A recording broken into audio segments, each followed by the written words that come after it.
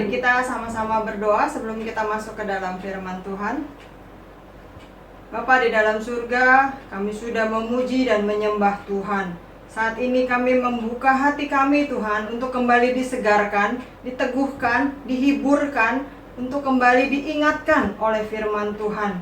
Supaya kami bisa tetap melangkah maju, tetap tegak berdiri, menjadi tiang iman dan tiang doa di tengah keluarga kami, di dalam hidup kami yang sementara ini Tuhan. Mari Roh Kudus berkaryalah di dalam hati kami, urapilah hamba-Mu yang sangat terbatas dan tidak mampu berbuat apa-apa tanpa urapan Tuhan turun ke atasnya. Mari berkati kami semua Tuhan, supaya setiap benih firman Tuhan yang ditaburkan tidak dicuri oleh si iblis, tetapi semakin bertumbuh dan kuat di dalam hati kami, di dalam hidup kami. Dalam nama Yesus kami berdoa dan bersyukur. Yang percaya bersama kita katakan amin. Ya, shalom ibu-ibu, sehat-sehat semua ya. Senang sekali saya bisa bertemu kembali dengan ibu-ibu di WBI Alberta ini. Sebelumnya yuk kita buka dulu dari Markus 4 ayat 35 sampai 41. Markus 4 ayat 35 sampai 41. Ini kisah yang mungkin sudah sering kali kita baca ya ibu-ibu, bagaimana Yesus meredakan angin ribut. Nah, kita akan baca perikop ini sekali lagi dengan bantuan Alkitab Suara. Ibu-ibu, oma-oma bisa mengikuti dari Alkitab masing-masing Waktu ya. hari sudah petang, Yesus berkata kepada mereka, "Marilah kita bertolak ke seberang." Mereka meninggalkan orang banyak itu, lalu bertolak, dan membawa Yesus beserta dengan mereka dalam perahu di mana Yesus telah duduk, dan perahu-perahu lain juga menyertai dia. Lalu mengamuklah taufan yang sangat dahsyat, dan ombak menyembur masuk ke dalam perahu, sehingga perahu itu mulai penuh dengan air. Pada waktu itu, Yesus sedang tidur di buritan di sebuah tilam. Maka murid-muridnya membangunkan dia dan berkata kepadanya, "Guru, kau tidak peduli kalau kita binasa?" Ia pun bangun, menghardik angin itu, dan berkata kepada danau itu, "Diam, tenanglah." Lalu angin itu reda, dan danau itu menjadi teduh sekali. Lalu ia berkata kepada mereka, "Mengapa kamu begitu takut? Mengapa kamu tidak percaya?" Mereka menjadi sangat takut, dan berkata seorang kepada yang lain, "Siapakah orang ini, sehingga angin dan danau pun taat kepadanya?" Ya, ibu-ibu, oma-oma seru ya kalau kita baca Alkitab pakai Alkitab Suara ya. Jadi sekarang udah makin banyak aplikasi Alkitab, nggak ada lagi alasan untuk kita tidak baca Alkitab. Ini bisa diputar, ada back soundnya segala macam, seru. Mungkin inget kalau dulu kita suka denger drama radio, drama Kumbara begitu ya. Nah, jadi nggak ada alasan lagi kita nggak kelihatan matanya, nggak sempat baca Alkitab, bisa diputar dengan Alkitab Suara. Nah, ibu-ibu, oma-oma, ini cerita tentang waktu itu bagaimana murid-murid bersama Tuhan Yesus di dalam perahu itu mereka dilanda badai. Nggak ada seorang pun dari kita yang pengen hidup kita dilanda badai. Waktu kita mengalami badai kehidupan, masalah, tantangan, pergumulan, nggak ada kita yang bersorak, "Hore, yes, asik badai lagi." Nggak ada. Contohnya aja kalau rumah kita kebanjiran, mungkin sedikit sekali orang yang akan berseru, "Yes, banjir lagi." Kecuali anak-anak gitu ya, yang bisa nggak sekolah gitu, sekolahnya kebanjiran, yang nggak bisa keluar rumah, yes, asik libur karena banjir. Tapi biasanya buat kita, kaum perempuan, kebanjiran, kebocoran, badai kehidupan apapun itu rasanya tuh, aduh, capek hati begitu ya.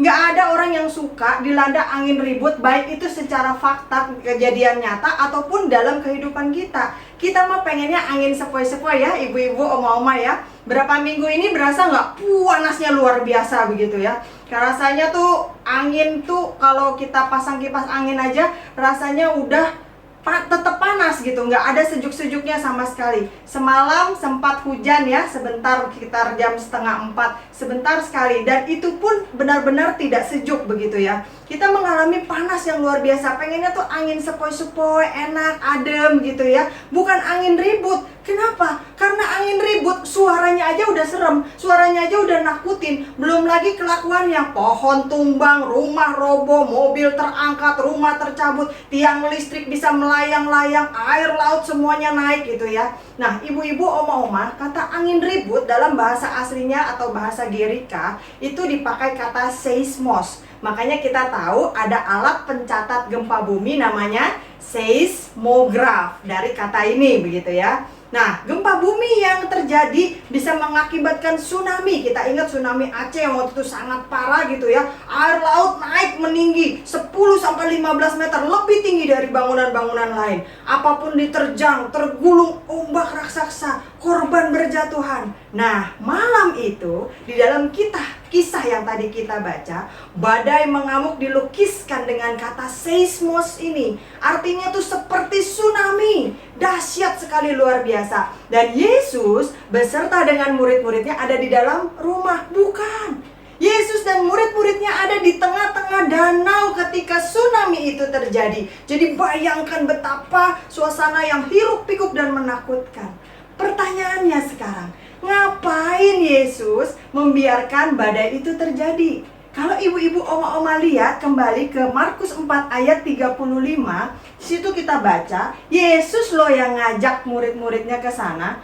Saya ulangi ya, pada hari itu, waktu hari sudah petang, udah sore nih, udah gelap maghrib, Yesus berkata kepada mereka, marilah kita bertolak ke seberang. Yesus yang ngajak. Lah, Yesus kan Tuhan Maha Tahu. Memangnya dia nggak tahu nanti akan terjadi badai? Terus ngapain ke sana? Lalu ayat yang ke-36, Markus 4 ayat 36. Mereka meninggalkan orang banyak itu, lalu bertolak dan membawa Yesus beserta dengan mereka dalam perahu di mana Yesus telah duduk. Artinya Yesus sudah naik duluan ke perahu, duduk duluan di situ, dan perahu-perahu lain juga menyertai dia. Artinya bukan cuma satu perahu nih, mungkin nggak cukup begitu ya. Ada juga mungkin pengikut yang lain gitu, ngikutin punya perahu bawa. Kenapa Yesus membiarkan badai itu menimpa perahunya, malah Yesus yang ngajakin mereka ke sana? Nah, alasannya adalah yang pertama, Yesus pengen muridnya itu melatih diri merespon positif. Loh, kenapa mesti latihan merespon positif? Ya iya, karena reaksi atau respons adalah suatu sikap yang kita tunjukkan terhadap apa yang terjadi di dalam hidup kita. Apakah itu sesuatu yang baik atau sesuatu yang tidak baik? Nah, ini dia. Umumnya kalau sesuatu yang buruk yang terjadi dalam hidup kita, orang tuh reaksinya negatif. Dia marah, dia ngedumel, dia merasa sedih, dia nunjuk-nunjukin, nyalain orang, dia bingung, takut, dia menyerah, bahkan mungkin nyalain Tuhan. Tuhan sini. Mungkin pada saat itu kalau kita jadi murid-murid, kita dengan gampangnya akan nyalain Tuhan. Tuhan sih yang ngajak nih, Tuhan sih nih, lu sih ajak gua ke gereja, lu sih suruh gua kasih persembahan, lu sih. Kita mudah sekali bereaksi secara negatif. Bahkan mungkin kita bilang ini, ya udahlah kalau mau kena covid lah, terserah, gua udah nggak mau pakai masker, gua udah nggak mau vaksin segala macam lah, mati-matilah. Ya kalau langsung mati, kalau nyusahin orang begitu kan. Nah, pada waktu itu mungkin murid-murid terbiasa untuk bereaksi negatif seperti pada umumnya manusia. Kita lihat Daud itu tokoh yang paling terkenal di dalam Alkitab kita gitu ya, Raja Daud. Nah, Daud saja menangis pada waktu itu di dalam salah satu pelariannya, dikejar-kejar oleh Saul, sampai kemudian dia ditangkap oleh orang-orang Filistin yang merupakan musuh bebuyutan dari orang Israel begitu ya. Daud itu di dalam Mazmur 56 ayat yang ke-9 kita lihat, Mazmur 56 ayat yang ke-9 dia berkata, sengsaraku engkaulah yang menghitung-hitung, air mataku kau taruh di dalam kirbatmu. Bukankah semuanya itu telah kau daftarkan? Nah, Daud sangat emosi pada waktu itu. Daud sangat sedih, sangat takut, sangat bingung. Dia udah dikejar-kejar sama Saul, pun ditangkap oleh orang Filistin. Seolah-olah tidak ada jalan keluar. Dia melukiskan penderitaannya itu dalam Mazmur 56 ayat ke-9 ini. Tetapi ibu-ibu, oma-oma, pada akhirnya Daud belajar untuk bisa memberikan respons yang positif. Daud belajar untuk menguasai dirinya. Daud belajar untuk mempercayai Tuhan yang dia sembah, yang tidak akan pernah mengecewakan dia. Sehingga di dalam ayat berikutnya, Mazmur 56 ayat yang ke-10, Daud berkata, "Maka musuhku akan mundur pada waktu aku berseru. Aku yakin bahwa Allah memihak kepadaku." Nah, ini iman orang Kristen. Ini yang Allah mau terjadi di dalam hati murid-muridnya juga pada waktu itu, termasuk di dalam hati kita, murid-murid rohani pada hari ini. Nah, pertanyaannya sekarang, ada angin ribut apa yang sedang melanda hidup kita saat ini, ibu-ibu, oma-oma? Kalau kita mau jujur dengan diri kita sendiri, pasti ada banyak masalah, tantangan, pergumulan, badai kehidupan, angin ribut, angin taufan yang ada di dalam rumah tangga kita. Mengalami diri kita sendiri, terhadap suami, anak, mantu, cucu, ada banyak masalah tantangan. Tapi yuk kita belajar, kita tetap percaya, respons dengan positif, jangan negatif. Jangan malah ngomel, tapi puji Tuhan. Jangan malah tidak percaya dan nyalain Tuhan. Tetap percaya, karena seperti murid-murid yang tadi, Tuhan yang ngajak mereka ke tengah danau. Tuhan yang tanggung jawab. Karena apa? Tuhan mau mereka respons dengan positif. Tuhan tahu loh ada masalah apa di dalam hati kita. Tuhan tahu ada masalah apa yang akan terjadi dalam hidup kita. Tuhan tahu apa yang akan terjadi sebelum kita sendiri tahu. Dan Tuhan juga tahu bagaimana kita akan merespons terhadap kejadian yang akan terjadi dalam hidup kita. Itu sebabnya Dia izinkan itu terjadi. Dia izinkan badai itu melanda hidup kita. Dia izinkan kita mengalami PHK. Dia izinkan usaha kita mengalami penurunan. Dia izinkan mungkin sakit penyakit kita belum disembuhkan. Dia izinkan berbagai masalah terjadi dalam hidup kita untuk kita belajar, berlatih, berjuang, merespons dengan positif. Nah, seperti yang murid-murid lakukan, tetap percaya, respons dengan positif. Kalau kita bilang kita percaya pada Tuhan, percaya dengan sepenuh hati, Dia yang mampu dan mau menolong kita. Yang kedua, mengapa Yesus izinkan murid-murid dilanda oleh badai tersebut? Karena Tuhan Yesus pengen murid-murid belajar bersandar, bergantung kepadanya. Kita buka ayat yang terkenal, Yeremia 17 ayat yang ke-7. Yeremia 17 ayat yang ke-7.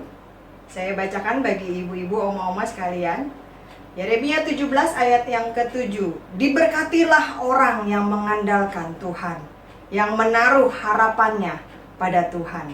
Nah, ibu-ibu, oma-oma kita yang mungkin bebenah di rumah tangga, walaupun mungkin ada asisten rumah tangga, kita ya namanya ibu-ibu ya, kaum perempuan, pasti ada aja yang kita benain begitu ya. Apalagi kalau kita di rumah nggak pakai ART, nggak pakai asisten rumah tangga, pasti kita lebih lelah lagi bebenah rumah tangga. Karena pekerjaan rumah tangga itu nggak pernah habis begitu ya. Nah, setelah kita lelah bekerja, kita membutuhkan tempat buat senderan. Contohnya aja kalau habis ngepel, pinggang pegel, rasanya pengen senderan, pegangan dulu deh sama tembok begitu ya, atau duduk dulu deh. Nah, setelah pegelnya hilang, penatnya berangsur-angsur hilang, tubuh kita jadi segar kembali. Ada orang bahkan yang bilang gini, kalau capek tidur aja dulu siang 15-20 menit gitu ya. Itu rencananya, tapi biasanya lebih dari itu gitu ya, susah bangunnya. Nah, tubuh kita jadi segar kembali setelah kita bersandar pada sesuatu atau kita beristirahat sejenak. Siapapun pasti butuh tempat buat bersandar, melepaskan keletihan kita, kepenatan kita, sumpeknya kita gitu ya. Kita butuh tempat buat bersandar. Nah, yang namanya sandaran itu harusnya lebih kuat kan ya daripada kita yang bersandar. Contohnya, kalau misalkan Ibu Rita punya cucu si Feivel gitu ya. Feivel kan masih kecil, walaupun untuk ukuran seumur Feivel badannya bongsor, tapi misalnya Ibu Rita pusing atau apa, dia bersandarnya sama Feivel yang lebih kecil umur 4-5 tahun, pasti juga akan jatuh. Kenapa? Karena Ibu Rita lebih kuat daripada Feivel. Tapi coba misalkan Ibu Rita pusing dan dia bersandar kepada suaminya Pak Keke, pasti nggak akan jatuh karena Pak Keke lebih kuat. Nah, ibu-ibu, ini adalah gambaran kita siapapun butuh tempat bersandar yang jauh lebih kuat daripada kita. Bukan hanya buat tubuh kita loh, terlebih buat jiwa kita. Karena lebih sering orang bilang apa? Capek badan sih gue bisa tidur, pijit, enak, abis itu hilang. Kalau capek hati, susah katanya. Apalagi kalau sampai makan hati gitu ya. Orang makan hati harusnya gemuk, tapi ini makan hati jadi kurus begitu kan. Nah, kita berjuang jatuh bangun menghadapi segala macam persoalan hidup bisa membuat jiwa kita ini lelah. Kalau orang boleh bilangnya burn out begitu ya. Udah aduh capek banget, udah sumpah, udah gak mau ngapa-ngapain lagi. Nah, itulah sebabnya orang tanpa sadar seringkali kita tarik napas. Begitu ya. Sebenarnya bukan karena beneran sesak begitu, tapi lebih kepada jiwa kita yang capek gitu. Jiwa kita yang tanpa sadar kita udahlah capek gitu ya, pengen keluarin sesuatu gitu, pengen lepas. Nah, kita butuh tempat yang kokoh untuk tubuh kita beristirahat.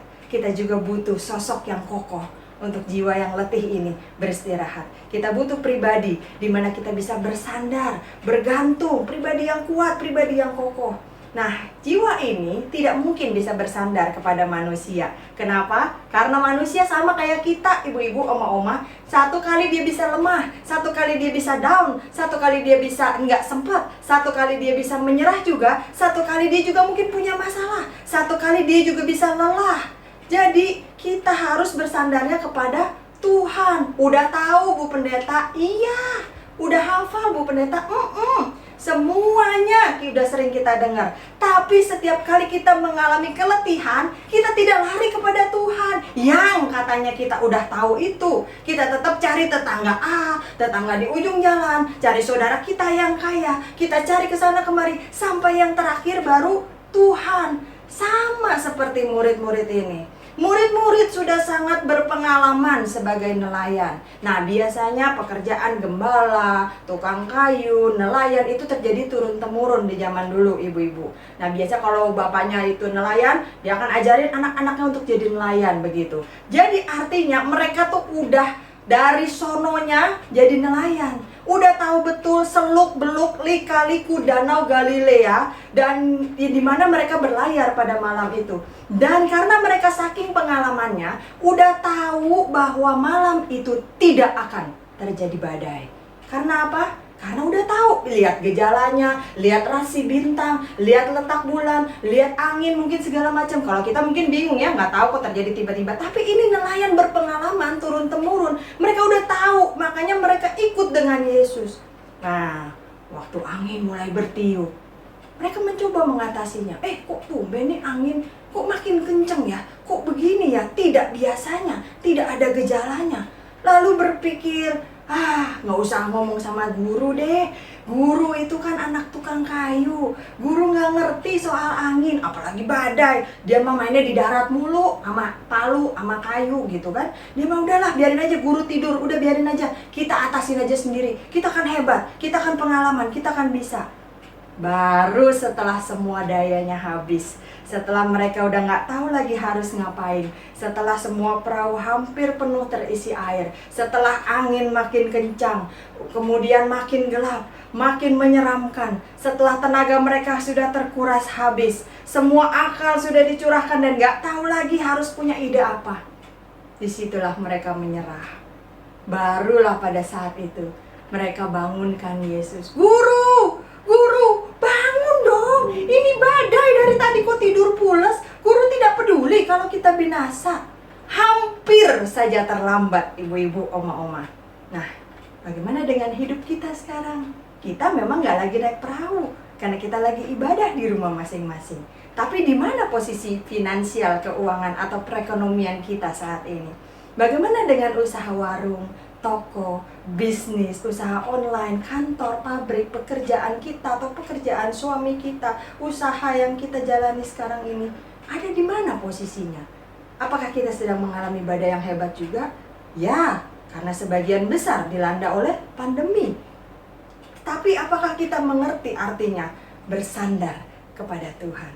Akankah kita mengandalkan Tuhan untuk mencegah perahu kita tenggelam? Atau kita akan terus mengandalkan pengetahuan dan pengalaman kita seolah-olah Tuhan tidak pernah mengerti? Kristen, ya, tapi kalau hidupnya tidak pernah mengandalkan Tuhan, ayat yang tadi bilang apa? Terkutuk, bukan diberkati. Baru angin kecil aja, perahu kita udah oleng. Baru ngalamin ocehan orang sedikit aja, langsung imannya goyah. Kita belum mengalami badai hebat seperti badai Gustav atau badai Mitch misalnya. Baru badai biasa aja gitu ya. Udah kalang kabut kesana kemari. Aduh, Tuhan gak bisa tolong kali ini ya. Cari dukun deh, cari paranormal deh. Aduh, cari orang kaya deh. Aduh, kesana kemari langsung dia digoyah. Seringkali kita seperti murid-murid pada malam itu, ibu-ibu, oma-oma. Kita berusaha mengatasinya sendiri, merasa kita paling pengalaman, merasa kita paling pintar, penuh keyakinan diri bisa mengatasinya tanpa Tuhan. Nanti kalau udah kefefet, baru panggil Tuhan. Setelah tenaga kita habis, setelah kita lemah letih lusuh luyuh, setelah harta kita habis terkuras, baru ingat, oh iya, masih ada Tuhan. Padahal sekali lagi, setiap kali kita diingatkan bahwa kita sangat terbatas, Tuhan tidak pernah terbatas. Dia punya kuasa yang tidak terbatas, Dia punya kasih yang tidak terbatas, Dia punya segala sesuatu tidak terbatas, bahkan sampai iblis pun takut sama Dia. Nah, waktu Yesus dibangunin oleh murid-muridnya, apa yang Yesus lakukan? Aduh, ganggu aja nih orang lagi tidur, ngapain sih? Udah, lo kan nelayan, hebat kan lo bisa. Ya udah, lo sendiri aja, nggak butuh gua kan, udah baik. Enggak, ibu-ibu, oma-oma. Dijelas di ayat perikop yang tadi kita baca, ketika murid-murid itu membangunkan gurunya, apa yang Yesus lakukan? Ngulet-ngulet dulu, lalu ntar dulu ya, lihat-lihat dulu, sikat gigi dulu, ngopi dulu. Enggak, Yesus langsung bertindak. Yesus langsung melakukan sesuatu. Yesus langsung menolong. Boro-boro menolak, Dia langsung bangun. Tidak pernah sama sekali Dia menolak orang-orang yang datang membutuhkan bantuan Dia. Yesus bangun, langsung bertindak. Dia bentak badai yang sedang mengamuk itu. Diam dan tenanglah. Makanya ibu-ibu, oma-oma, coba dari tadi itu murid-murid panggil gurunya. Coba dari tadi murid-murid bangunkan Yesus. Coba dari dulu kita berdoa sama Tuhan. Coba dari kemarin kita berserah sama Tuhan. Coba dari dulu kita sungguh-sungguh percaya sama Tuhan. Nah, hampir saja terlambat. Jika Tuhan kita libatkan, Dia pasti akan segera bertindak. Bahkan di dalam perjanjian lama, dalam Keluaran 14 ayat yang ke-14, dikatakan Tuhan akan berperang untuk kamu dan kamu akan diam saja. Betapa hebatnya kalau kita libatkan Tuhan, kalau kita ajak Dia, kalau kita minta bantuan Dia, kalau kita beserta dengan Dia, Tuhan yang akan berperang, kita akan diam aja. Jadi mulai sekarang, walaupun udah sering kita dengar, tapi jarang kita lakukan, sekali lagi ini nasihat bagi kita semua. Jangan andalkan kekayaan kita, semuanya itu bisa lenyap dalam sekejap. Jangan andalkan kepandaian kita, kekuatan kita, semuanya ada batasnya. Umur makin tua, badan makin renta, pikiran makin pikun dan sebagainya, itu sudah manusiawi, ada batasnya. Jangan bersandar pada manusia, siapapun dia, betapapun baiknya, ada kelemahannya. Dan satu kali kita pasti akan kecewa, termasuk diri kita sendiri bisa mengecewakan kita. Jadi siapa yang bisa kita jadikan sandaran yang kokoh dan kuat? Yaitu Yesus Kristus, Tuhan satu-satunya, tidak pernah mengecewakan. Masih ingat lagu favorit Bapak Gembala? Tuhan Yesus setia, Dia sahabat kita. Terus, dalam susah, sukaku selalu menghiburku dan seterusnya. Memang Yesus sosok yang pantas untuk kita jadikan pegangan. Yesus yang paling kuat, yang paling kokoh. Jadi Yesus membiarkan murid-muridnya masuk ke dalam badai yang seharusnya tidak terjadi menurut gejala, karena Yesus ingin mereka belajar bersandar kepadanya. Yang terakhir ibu-ibu, kenapa Yesus mengizinkan badai itu melanda perahu murid-murid dan yang Dia tumpangi? Karena Yesus pengen mata hati murid-muridnya itu terbuka bahwa Dia itu Tuhan yang tidak terbatas. Bukan cuman guru yang bisa bereaksi, bisa berespon, bisa membuat mukjizat di darat. Tidak. Kalau kita baca lagi di dalam Markus 4 ayat yang ke-41, ayat yang terakhir, Markus 4 ayat 41, mereka menjadi sangat takut dan berkata seorang kepada yang lain, siapa gerangan orang ini sehingga angin dan danau pun taat kepadanya? Sampai mereka tuh terheran-heran. Nah, ibu-ibu, oma-oma, kalau baru pertama kali melihat mujizat Yesus terheran-heran wajar. Kalau baru pertama kali bertemu Yesus, melihat apa yang Yesus lakukan wajar. Kalau baru pertama kali melihat bagaimana kuasa Yesus wajar. Tetapi yang berkata seperti ini adalah murid-murid yang setiap hari 24 jam, 7 hari seminggu, makan, minum, berjalan penginjilan, semua tidur bareng bersama dengan Yesus, masih saja heran seperti ini. Artinya Yesus tahu bahwa mata hati mereka belum terbuka, bahwa Dia adalah Allah yang tidak terbatas. Tuhan Yesus bisa berbuat apa saja. Seringkali manusia yang membatasinya, manusia yang mengkotak-kotakannya, termasuk kita. Seringkali kita terjebak dengan pikiran kita yang terbatas ini. Iya, kalau kanker sih Tuhan sembuhin ya. Tapi kalau cuma pilek begini doang, aduh ngerepotin Tuhan deh, nggak usah lah ya. Seringkali kita yang mengkotak-kotakan, kita yang membatasi. Aduh, kalau utangnya cuma 100.000 sih, iyalah ya, ngalamin mujizat ya, orang kasih 100.000 begitu aja. Ya kalau utangnya 100 juta, siapa yang bisa nolong? Tuhan juga mungkin nggak bisa menggerakkan. Nah, seringkali kita yang membatasi kuasa Tuhan. Tuhan mungkin bisa nolong saya dulu ya. Kemarin sih Tuhan sering tolong loh. Tapi ini lagi pandemi. Apa Tuhan juga bisa tolong? Pandemi aja belum kelar-kelar tuh, ada varian baru lagi, varian baru lagi. Seringkali kita yang membatasi kuasa Tuhan. Nah, mereka pikir Yesus hanya bisa menyembuhkan orang sakit saja.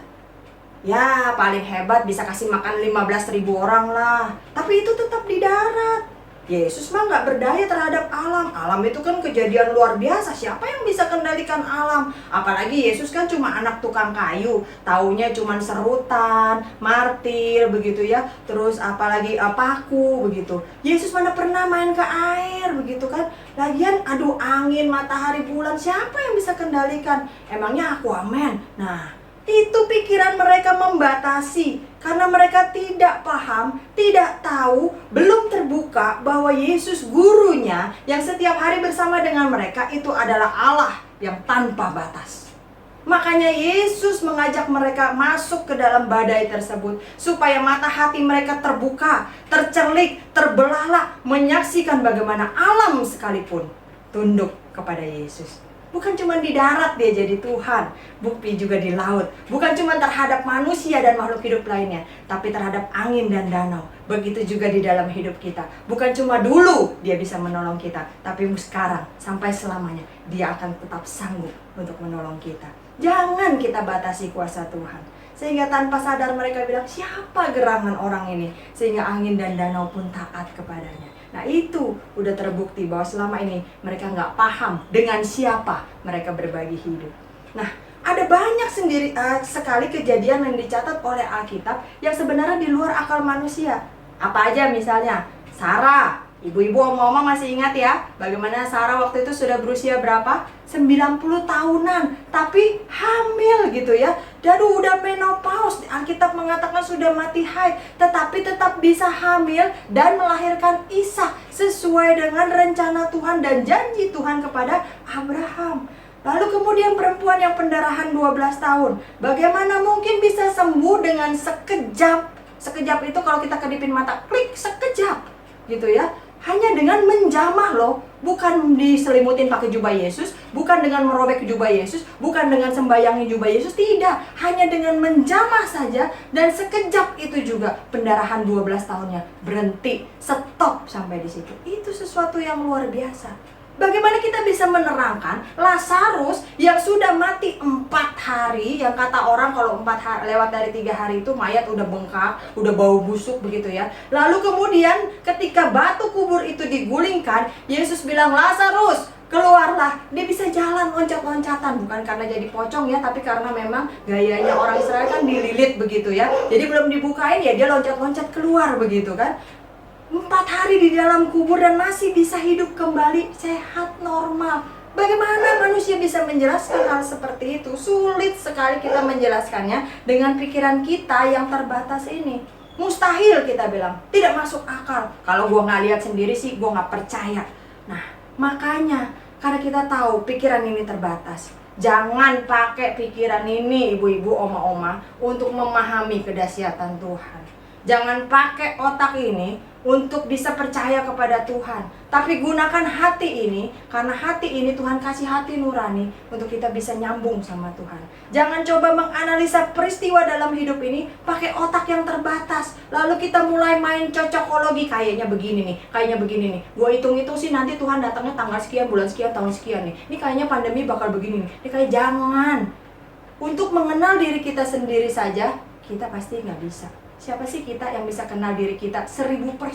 Enggak. Kadang-kadang kita sama diri kita sendiri aja kita kaget. Kok gue bisa begitu ya? Kok gue gini ya? Nah, banyak orang nggak tahu apa yang mereka inginkan di dalam hidup ini. Nah, kita sangat terbatas. Seringkali kita salah membuat keputusan.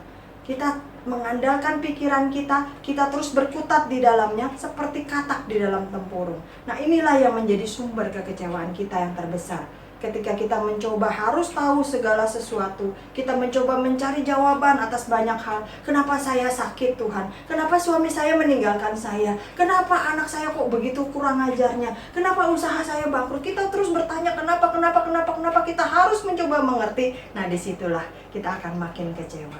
Yesus adalah kuasa Tuhan yang kekuasaannya tidak terbatas oleh apapun. Jangan coba kita pahami, tapi harus kita imani, kita percaya bahwa kita tidak mampu, tapi kita punya Tuhan yang mampu. Kita lemah, tapi kita punya Tuhan yang kuat. Percaya saja, kita akan mengalami hal-hal hebat dalam hidup kita.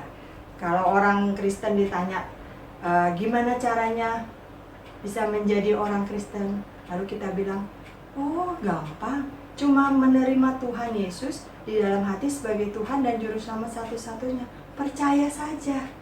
Lalu kemudian orang akan bilang, gitu doang, gampang amat, masa sih? Begitu ya. Nah, seringkali ketika manusia mencoba untuk mengerti Tuhan yang luar biasa itu dengan otak yang terbatas ini, disitulah timbul kekecewaan.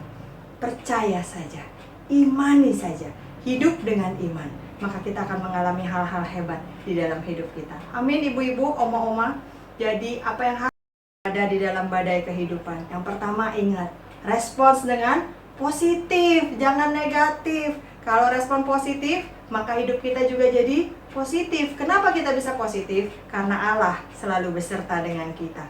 Yang kedua, belajar bersandar sama Tuhan. Apalagi bagi kita kaum perempuan yang katanya super mom begitu ya, atau Wonder Woman yang biasa mandiri, kemana-mana sendiri, ngambil keputusan sendiri. Itu rasanya susah untuk kita bisa bersandar kepada orang lain, padahal kita butuh. Nah, kita belajar, berlatih, berjuang seperti murid-murid. Jangan andalkan pengalaman kita, tapi kita belajar bersandar kepada Tuhan, karena Dia sosok yang sangat kokoh dan tidak pernah tergoyahkan. Lalu yang terakhir, apa yang harus kita lakukan? Buka mata hati kita, percaya kepada Dia. Jangan gunakan pikiran kita, jangan batasi kuasa Tuhan. Kata dokter begini udah mungkin, nggak mungkin dia nggak bisa dia didoain juga percuma deh. Enggak, dokter itu tetap manusia gitu ya. Kalau kita berdoa kepada Tuhan, mujizatnya bisa terjadi. Yang penting mata hati kita melihat, ya Tuhan, Engkau adalah Tuhan yang kuasanya tidak terbatas. Nah, kalau kita lakukan 3 hal ini di dalam hidup kita, kita percaya, kita imani, kita yakini hal-hal luar biasa akan makin terjadi di dalam hidup kita.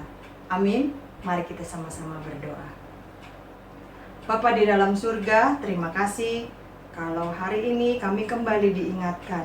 Kami belajar lagi, kami selidiki lagi dari perikop yang mungkin sudah seringkali dikhotbahkan, seringkali kami dengar, seringkali kami baca, bahkan mungkin sudah hafal di luar kepala kisahnya. Tetapi firman Allah adalah firman yang hidup. Setiap kali kami pelajari, setiap kali kami baca, Roh Kudus mengubah logos itu menjadi rema bagi setiap kami yang mendengarkan, menjadi jawaban bagi setiap kami yang sungguh-sungguh percaya, menjadi jalan keluar bagi kami yang mengimaninya. Bapa di dalam surga, mungkin saat ini kami sedang berada di tengah-tengah badai kehidupan, atau mungkin ada di antara kami yang hampir keluar dari badai kehidupan, atau sebagian dari kami yang mungkin kami tidak tahu akan masuk ke dalam badai kehidupan itu. Tetapi apapun itu Tuhan, selama Engkau beserta dengan kami percaya perahu itu tidak akan tenggelam. Selama kami merespons dengan positif, kami bersandar kepada Tuhan, dan kami mau membuka dan percaya bahwa Engkau Allah yang tidak terbatas. perahu itu akan mampu bertahan dalam badai kehidupan dan keluar kembali melayari perairan yang tenang. Karena Yesus ada di dalam perahu bersama dengan kami. Ampuni kami Tuhan, kalau selama ini mungkin kami mengandalkan diri kami sendiri, kami mengandalkan manusia lain, dan kami tidak mengandalkan Tuhan. Ampuni kami Tuhan, kalau selama ini kami membatasi kuasa Tuhan. Ampuni kami Tuhan, kalau selama ini kami merespons dengan negatif. Biarlah selagi masih ada kesempatan, kami mau berjuang melakukan firman Tuhan. Selagi kami masih diingatkan, kami mau belajar melakukan firman Tuhan. Mari Roh Kudus, ajari terus kami, dampingi kami terus, supaya kami dimampukan menjadi pelaku-pelaku firman yang baik, bukan hanya sekedar pendengar saja. Di dalam nama Yesus, kami berdoa dan menyerahkan semuanya ke dalam tangan-Mu. Yang percaya bersama kita katakan, amin.